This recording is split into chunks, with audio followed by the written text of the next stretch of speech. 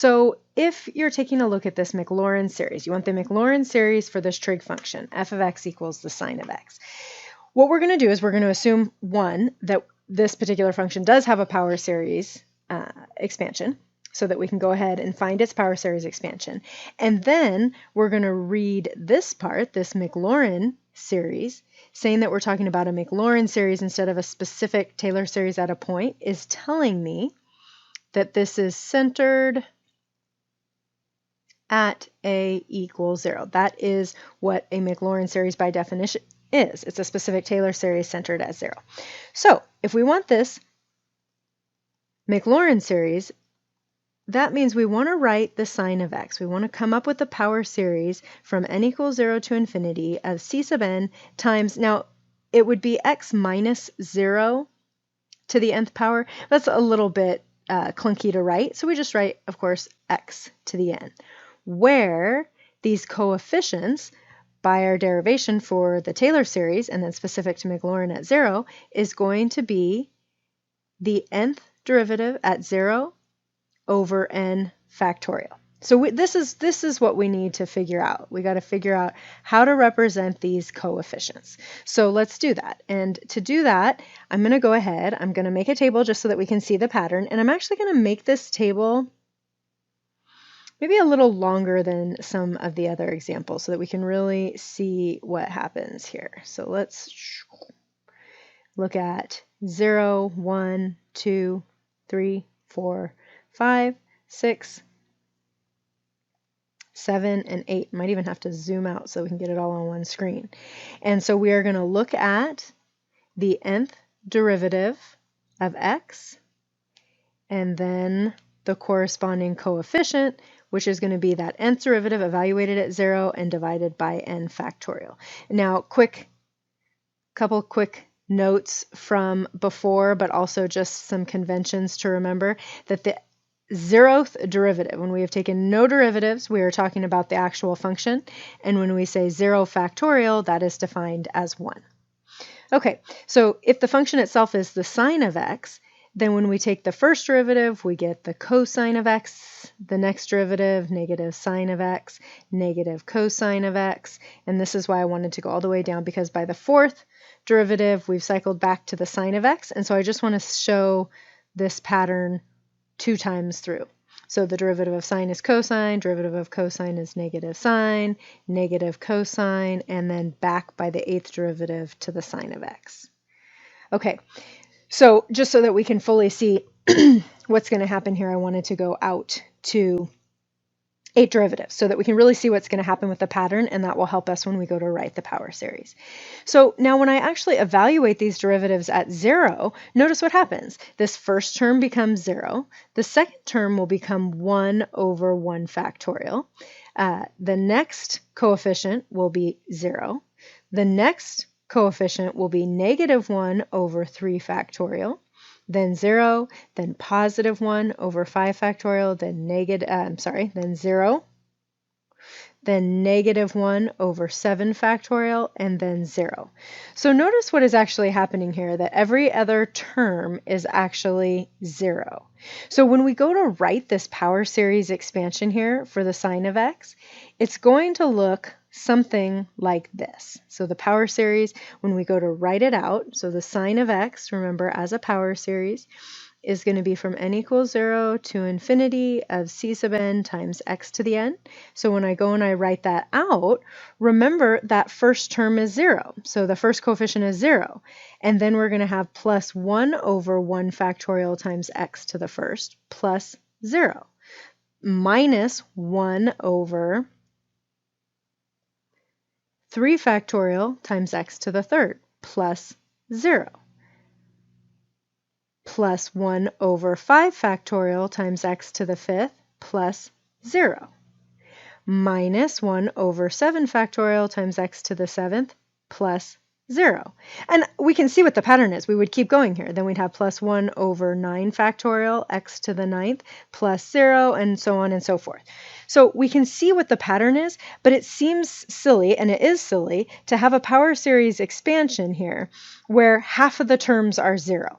So what we want to do is we just want to reorganize this and write it in such a way that maybe we could think of it as a reindex. I'll change the index so that we'll see it really clearly.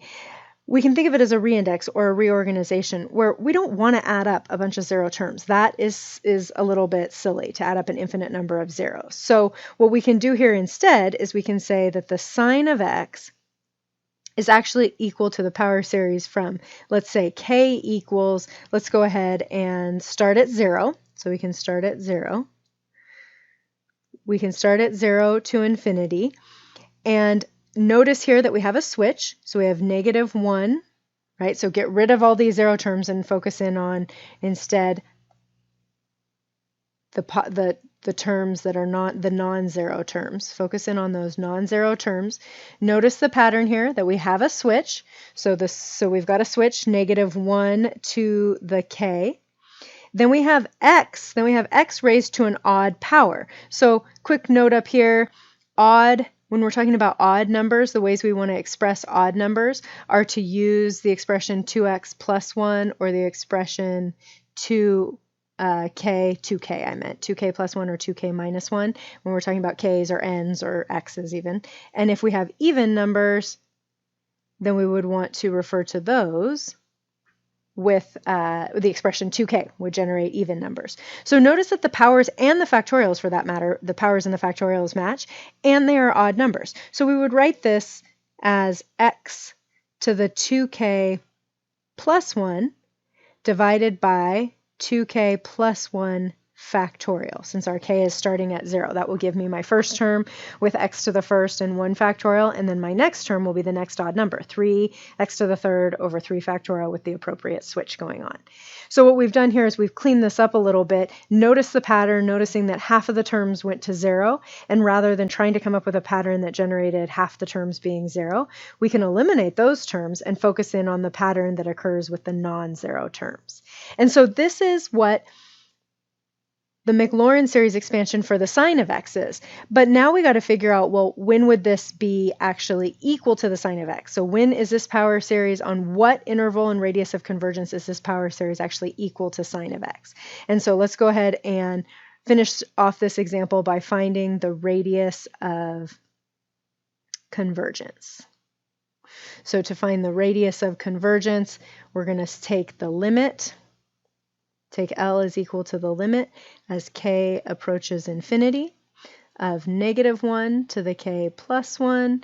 We're going to have x to the 2k plus 3 when I plug in k plus 1 over 2k plus 3 factorial times 2k plus 1 factorial over -1 to the k and x to the 2k plus 1.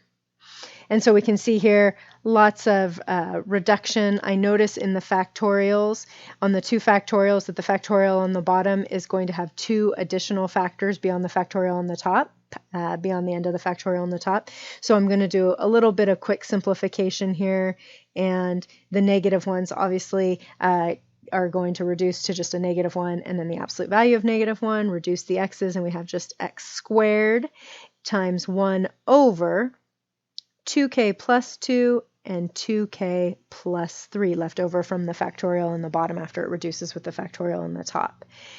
And so now as we let k go to infinity, obviously this portion of the limit is going to approach 0, and we're going to end up with the absolute value of x squared times 0, which is equal to 0, which is less than 1 always.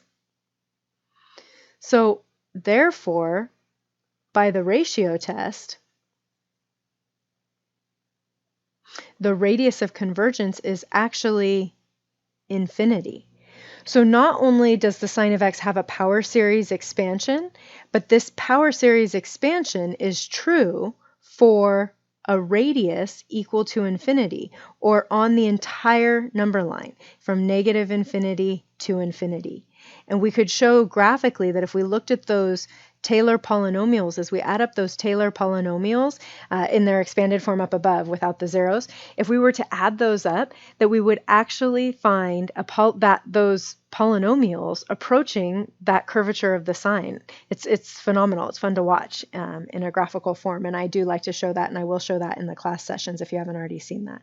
So that is what we have found now, that the actual trig function, the sine of x, can be written as a power series, an infinite polynomial with a radius of convergence of infinity.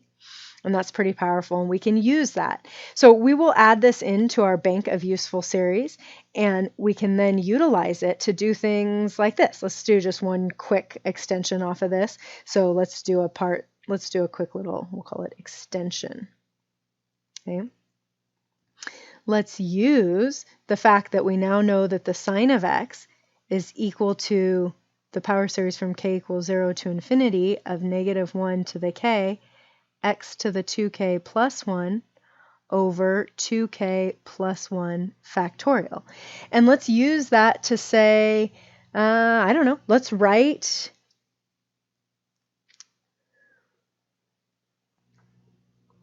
or let's find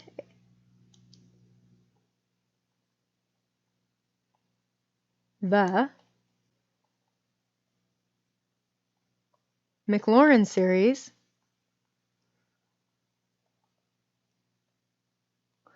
for g of x equal to x squared times the sine of 3x, for instance. Okay? So if we have a known Maclaurin series, right, we know this already. We just proved this guy up here. We know that this is what the sine of x is. And I want to come up with a Maclaurin series for something similar to that, just with a product, right? We're multiplying by x squared, and we've substituted a 3x in for x. Well, let's use our known series. So we could just say, well, then it must be the case that g of x would be equal to x squared times the power series from k equals 0 to infinity of -1 to the k. Substitute the 3k in there, 3k to the 2k plus 1 over 2k plus 1 factorial, and continue to simplify that out. And this is going to be true. Remember, that had a radius of infinity. So making these substitutions in that product is still going to continue to have a radius of infinity. And so then we could come in here and just say this is x squared times integral from k equals 0 to infinity of -1 to the k, 3 to the 2k plus 1, x to the 2k plus 1 over 2k plus 1 factorial, and then we could bring in this x squared and increase the power on each of those terms with x by 2. So k equals 0 to infinity of -1 to the k, 3 to the 2k plus 1, x to the 2k plus 3 over the factorial 2k plus 1. And that is what our g of x is equal to. So once we have a known series, we can work with it. Here we worked with it. We just did a little bit of algebraic manipulation. We did a substitution and a multiplication by x squared. But we could even integrate. We could, at this point, we could integrate if we wanted to. We could integrate, we could differentiate, we could take limits. We can do all sorts of things now that we know this, this power series and its associated radius of convergence, which is actually infinity.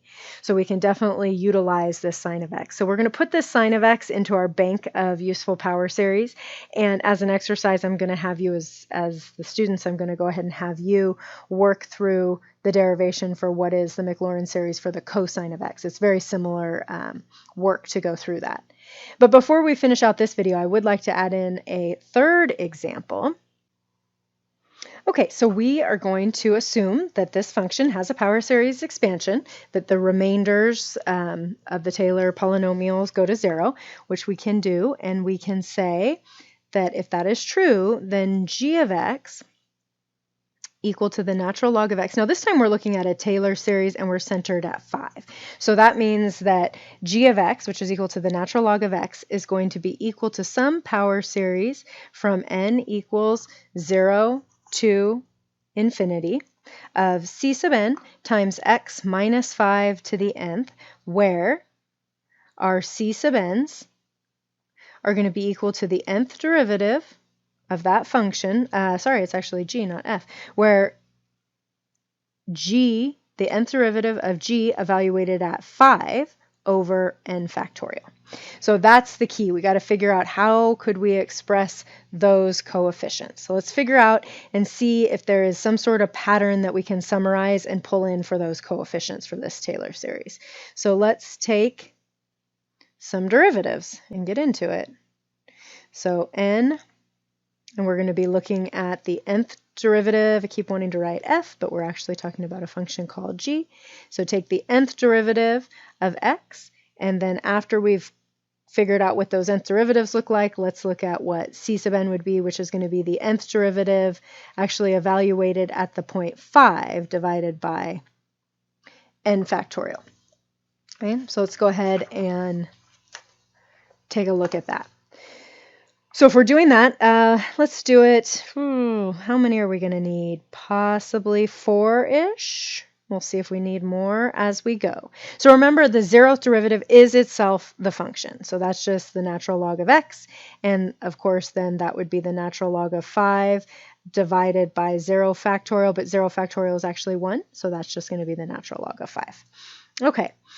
Now, when we take the derivative of the natural log of x, we get 1 over x. And let's work through the derivatives first, and then we'll plug in those. We'll plug in 5 and divide by the factorials as we go. So we get 1 over x. Then when we take the second derivative, we're actually going to get negative 1 over x squared. And when we take the third derivative, we're going to get a positive 1, because now we're going to multiply by negative 2. So we have a positive 1 times 2 over x to the third. And when we get to the fourth derivative, we're actually going to have a negative 1 times 2 times 3. And notice I'm not simplifying, and I don't want to simplify, because the whole point of looking at this table and taking these repeated derivatives is to get a sense as to what the pattern is here.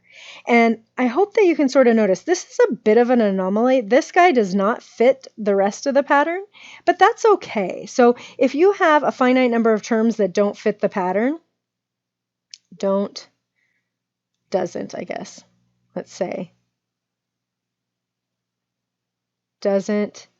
fit the pattern, that's okay. We can always pull off a finite number of terms out of an infinite sum. So let's not worry about that first term not fitting the pattern. Let's look for the pattern starting with 1. And notice what you have here. You have a switch. So there's a switch that occurs. So if I go ... and I try to think about how could I write the nth derivative, right? If I get to the nth term before I get to Cn, if I just get to the nth term, the nth derivative is going to have a switch on it. So it's going to be negative 1. And the switch is actually going to be to the n minus 1 here. So to the n minus 1, because at 1 we have a positive, and at 2 we have a negative. So it's going to be to the n minus 1. Notice that there's a factorial arriving in the numerator. So at first we've got, you could think of this as 0 factorial, 1 factorial, 2 factorial, 3 factorial. Remember, 0 factorial is defined to be 1. And so we definitely have a factorial, and the factorial is 1 less than whatever the value, whichever term we were on. We were on the first term, second term, third term. So we can write that as n minus 1 factorial. And then, of course, in the bottom, we have x to the nth. So we have generated a pattern for the nth derivative. And this is true, this pattern is true when n is greater than or equal to 1. So we'll address that when we get over to the coefficients. And so notice what we could do here. We could actually plug these in here. And notice if we plug these in, we would have 1 over 5 times 1 factorial. We would have negative 1 over 5 squared times 2 factorial. We would have 1 times 2 over 5 cubed times 3 factorial. On and on we go. What we're going to end up having here is negative 1 to the n minus 1 times n minus 1 factorial, plugging in 5 to the nth times n factorial. So what we have done right here is we've actually found the coefficient. The coefficients c sub n are equal to negative 1 to the n minus 1 times n minus 1 factorial over 5 to the n times n factorial when Now we do have to be specific, because remember that first term did not work. So when n is greater than or equal to 1. And that actually reduces. We could have reduced it in the table, but let's reduce it now. So notice right here that these two factorials, n minus 1 factorial and n factorial, obviously all the terms are going to cancel between those two factorials, except for the single factor in the denominator that goes beyond, which is n. So this is going to be equal to negative 1 to the n minus 1 over n, is all that's left in the bottom of that factorial, times 5 to the nth. And that is what our coefficients look like. So we've come up with a way to write our power series, except for the fact that we've got this guy that doesn't fit the pattern, and that's okay. We can just write that as its own term at the beginning of the power series. So g of x, which is equal to the natural log of x, centered, natural log of x, getting ahead of myself with my words, centered at x equals 5, is equal to, well, the first term. When n equals 0, we are not able to write that in the same pattern. So when n equals 0, the first term is actually just going to be natural log of 5 times x to the 0, which is 1, plus the power series where we just generated the coefficients from n equals 1 to infinity of negative 1 to the n minus 1 over n times 5 to the nth, times x minus 5 to the nth power.